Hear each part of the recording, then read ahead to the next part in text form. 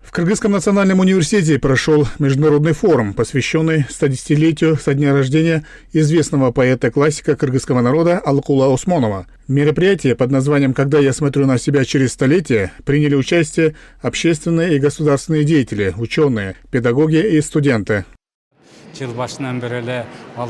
Вклад Алыкулы Осмонова в развитие кыргызской литературы неоценим. Поэзия Алыкулы Осмонова принимает к сведению лозунги эпохи и идет своим путем, дорогой столетий. Поэтому его стихотворения изменяются со временем, приносят новым поколениям свой новый смысл, новую весть. Иные из этих стихов, написанных огнем, как бы явились на свет сегодня и вместе с тем как бы существовали всегда. Опыт Алыкулы был учтен поколением Суимбая Эралиева и следующим, влюбленным в осмоновскую лирику поколением. Алыкулы Осмонов за свою короткую жизнь успел прослыть гигантом кыргызской поэзии. Кроме того, он был превосходным переводчиком на кыргызский язык произведения знаменитого грузинского поэта XII века Шота Русавели «Витязь в тигровой шкуре». Сегодня книги поэта переведены на десятки языков. В этом году мы продолжим юбилей великого кыргызского поэта Алыкулы Осмонова, кого называем кыргызским Пушкиным. Осенью ожидается проведение международного поэтического фестиваля с участием по инициативе Турксой, с участием всех туркоязычных стран.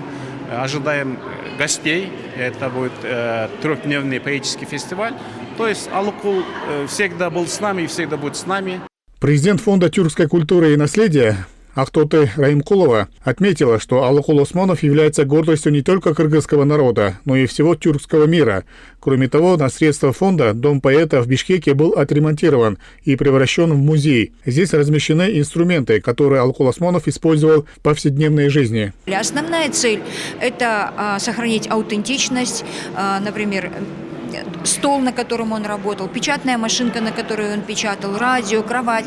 С другой стороны, именно в самых современных технологиях собрать все фильмы, которые были сняты о нем, все его переводы, все его великое наследие собрать, чтобы на любых языках люди могли прочитать, увидеть и чтобы могли прийти и отдать дань этому великому поэту.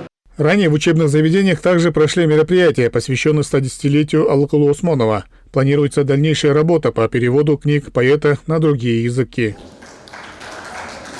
Ермек Уренкеев, Тяхшыл Кисаков, ЛТР Бишкек.